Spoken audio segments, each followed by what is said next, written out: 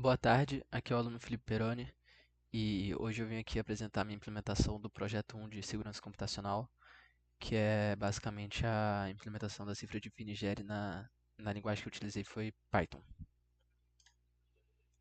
Bom, para começar, fazer uma breve introdução sobre o que é a cifra de Vigenère e como ela funciona. Então, basicamente, é uma cifra polialfabética, né? Que é um tipo de cifra de substituição que usa mais de um alfabeto na substituição durante o processo de codificação dela, né? E por isso que é considerado como uma evolução da cifra de César, né? Porque é mais de realiza a substituição simples em mais de um alfabeto, dependendo da posição da letra no texto e da chave também. Isso significa que a mesma letra do texto pode ser cifrada de maneira diferente, né? Dependendo da posição que a letra está na mensagem e a letra da chave que corresponde a essa posição.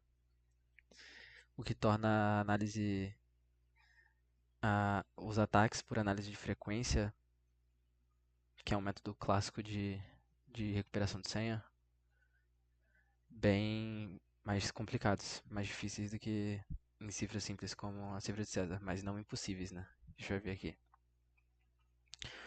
O funcionamento básico delas tem base na aplicação de deslocamento do caractere do plaintext em relação à letra da chave que ele corresponde.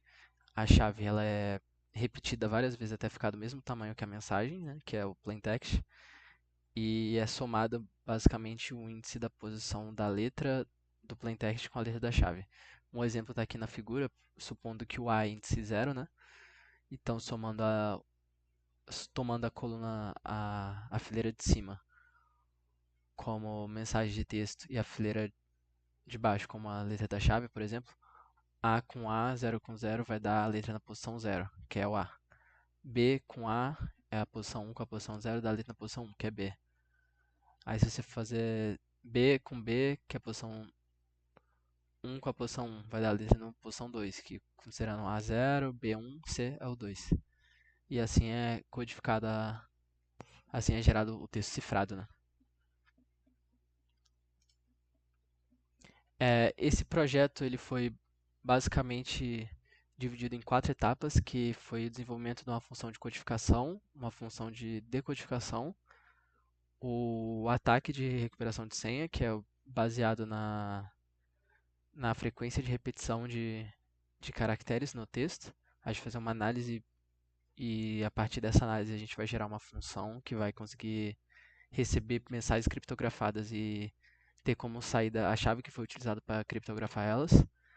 E a última parte, que é a parte simples, que é basicamente juntar essas três funções em um único arquivo do repositório, em um único código que vai fazer, que vai permitir o usuário escolher qual função ele quer utilizar. Se ele quer codificar o texto utilizando uma mensagem, uma chave específica, se ele quer decodificar precisando da chave e de um texto codificado na chave, na chave que foi acompanhado do texto, né? Ou se ele quer, a partir de um texto já codificado, saber qual foi a chave que foi utilizada para codificar ele. Então, estou aqui no GitHub com a função de cifragem e para começar eu defino uma lista com as letras do alfabeto todas maiúsculas e um dicionário com os acentos, tornando para fazer a transformação, né, da letra com acento para a letra normal, mas essa transformação só vai acontecer nessa função de limpar texto aqui, que vai ser utilizado na chave. Então, se a chave vier com espaço, acento e pontuação, isso é removido da chave para ela ficar no formato ideal, né, para fazer a soma dos índices para ter a criptografia. E esse formato é letras todas maiúsculas juntos sem espaço. E sem acento, pontuação, essas coisas.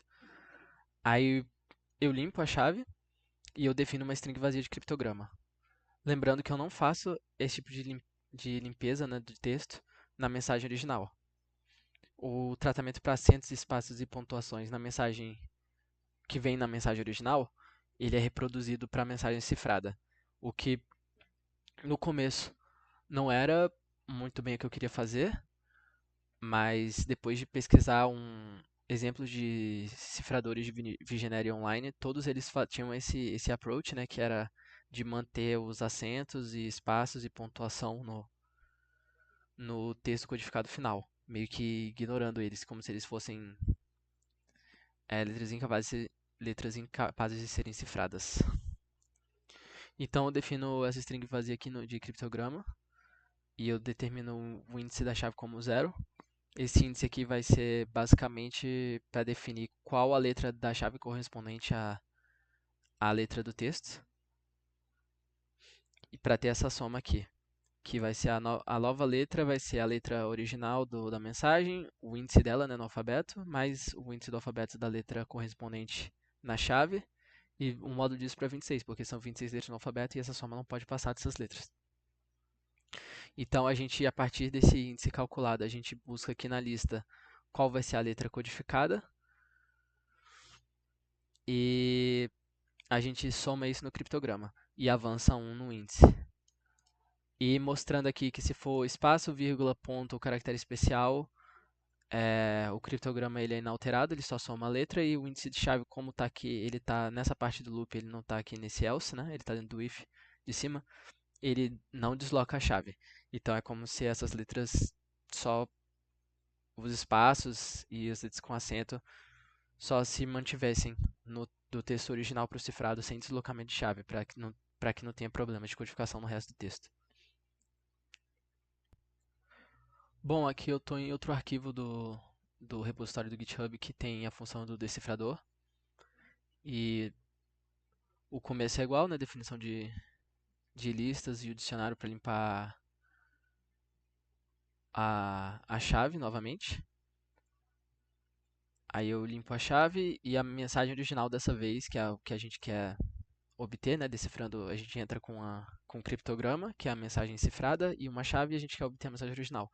E essa mensagem original ela é definida como string vazio para ir somando as letras no loop, né? E o índice chave igual a 0. É basicamente o mesmo código, só que em vez da soma a gente tem uma subtração, e por isso que é necessário adicionar 26 e depois tirar o módulo, porque se o valor for negativo, às vezes dá um correspondente no alfabeto, uma posição correspondente no alfabeto. Então, em vez de somar, a gente subtrai,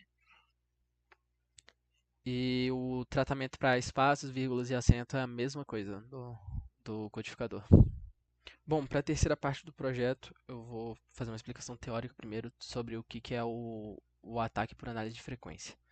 Bom, no código de ataque implementado foi utilizado o método de Kaczynski, que é basicamente uma técnica de criptoanálise que é voltada para quebrar cifras polialfabéticas, que nem a de Vigenère.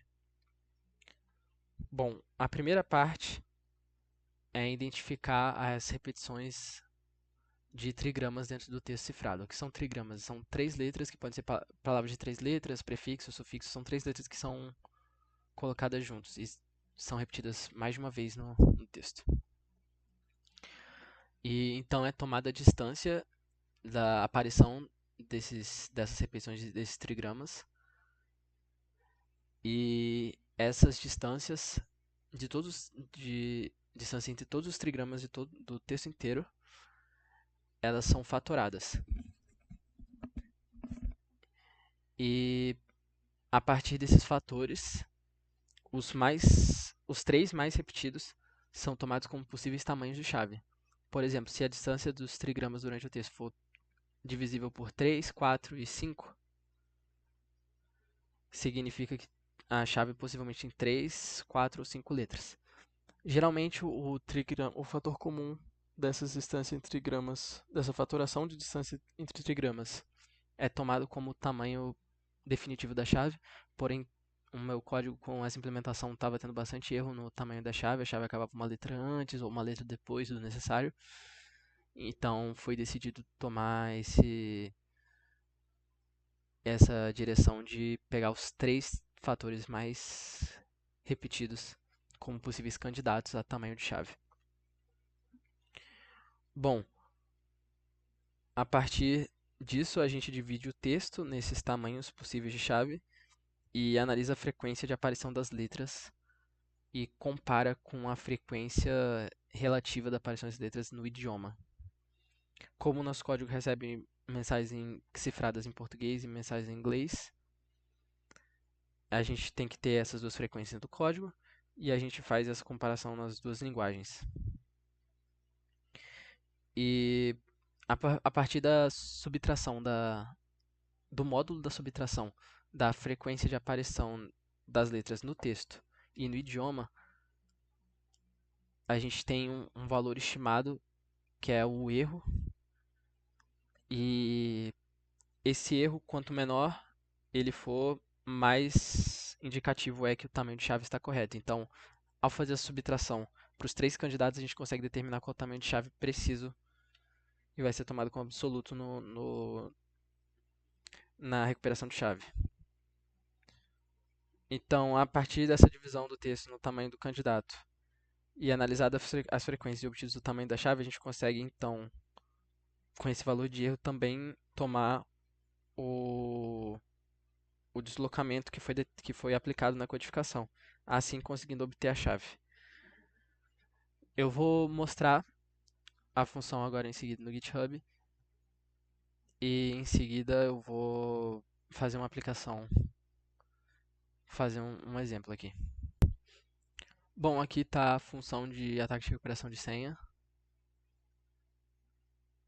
E a gente basicamente define diferentes funções dentro. Primeiro a gente limpa o texto codificado, depois a gente encontra as repetições de trigramas dentro do texto. E a partir dessa definição de encontrar repetições, a gente retorna as distâncias. Dentro também tem uma função que determina os três fatores comuns, foi o que eu disse que foi tomado três candidatos tamanho de chave, utilizando os fatores comuns. Então, tá aqui os top 3 fatores comuns que mais aparecem vão ser candidatos a tamanho de chave. Aí, essa função que fatia o texto no tamanho de chave, que a gente vai fazer ela 3 vezes, né, para cada fator comum, para cada um do top 3 dos fatores comuns. A gente calcula a frequência das letras dentro dessa fatia e a função que vai aplicar isso tudo para descobrir a chave. A gente vai definir a chave como um string vazio e vai adicionando o melhor deslocamento aqui. Aí, a gente vai comparar. Esse processo aqui de descobrir chave vai ser utilizado 3 vezes. A gente vai utilizar a chave com menor erro para conseguir identificar, porque são 3 fatores comuns, então vão ser 3 chaves, e a chave com o melhor erro aqui, que para ser menor também, né? Mas que tiver o menor erro total vai ser a chave definitiva. Para evitar esses erros, essa função aqui foi basicamente, antes, na primeira aplicação, as duas funções eram uma só, mas essa foi melhor separar e tomar essa abordagem de top 3 fatores comuns para que ficasse bem mais preciso, né, a identificação das letras da chave. Antes, por exemplo, a chave era a palavra bola. Aí vinha bola com 2 As, ou acabava em BOL.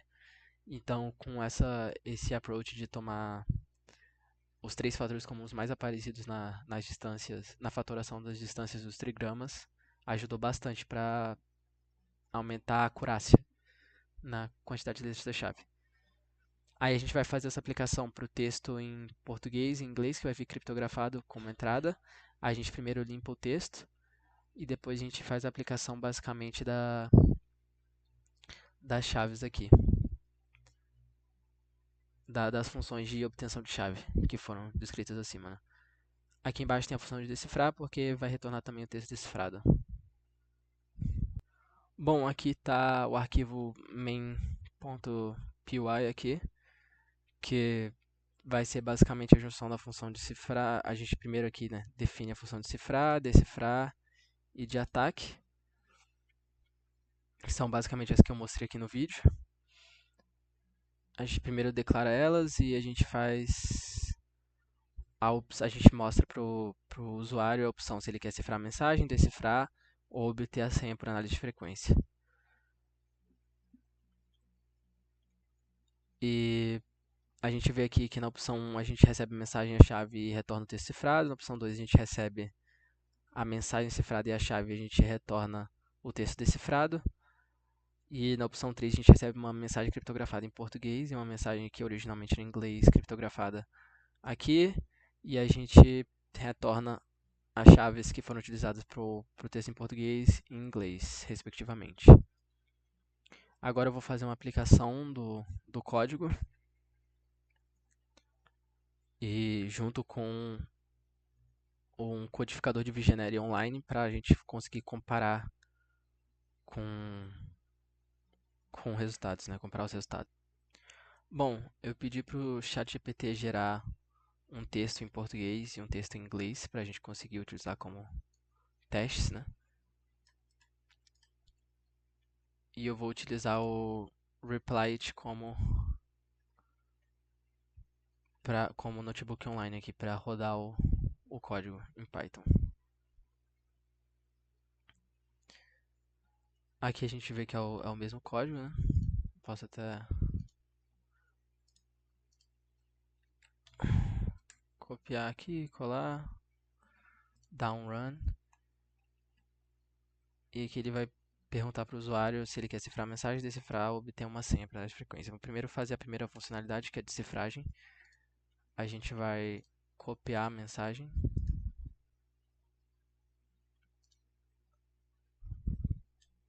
E a gente vai determinar uma chave, por exemplo, chave. A gente tem esse código aí, a gente vai vir aqui num cifrador de Vigenère Online. Vamos copiar isso daqui, utilizar a chave como chave, encode. A gente tem isso daqui como resultado.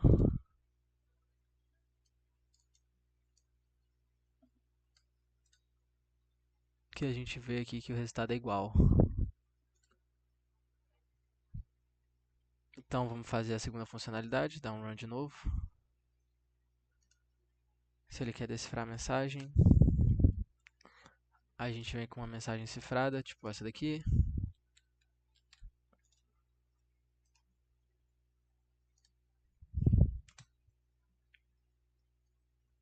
A digita chave, chave.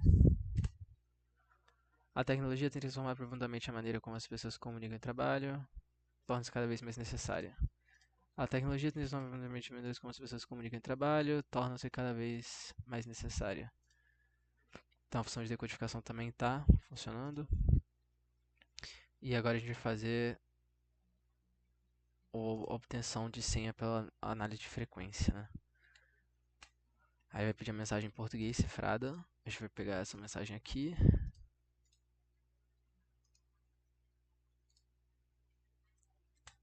Ele vai pedir a mensagem em inglês cifrada. Então a gente vai pegar isso daqui. A gente vai vir aqui, cifrar a mensagem, encode, trocar uma chave, botar um key, por exemplo. Botar door, por exemplo. E esse daqui foi a mensagem cifrada em inglês.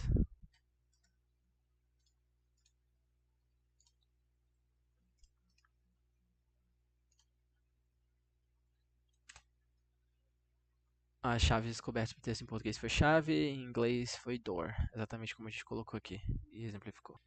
Bom, como conclusão, eu gostaria de apontar que essa transparência, né, de acentos, espaços e pontuações fragiliza a codificação, fica bem mais fácil de entender, né, de fazer a análise e conseguir decifrar a mensagem, o ataque fica bem mais fácil, né? Porque indica basicamente o formato do texto, fragiliza o texto em geral. Mas como foi a aplicação que eu vi online, por exemplo, naquele cifrador ali, por exemplo, foi. E outros também, era esse o approach que eles tomavam em relação à pontuação e acentos. Então, decidi colocar no meu código dessa maneira também. E outro ponto de melhoria, eu acredito que eu poderia colocar o código para não ter que dar run toda vez que o usuário selecionar uma opção. Então, o usuário poderia selecionar infinitas opções assim até um momento que ele digita um stop, por exemplo, e acaba.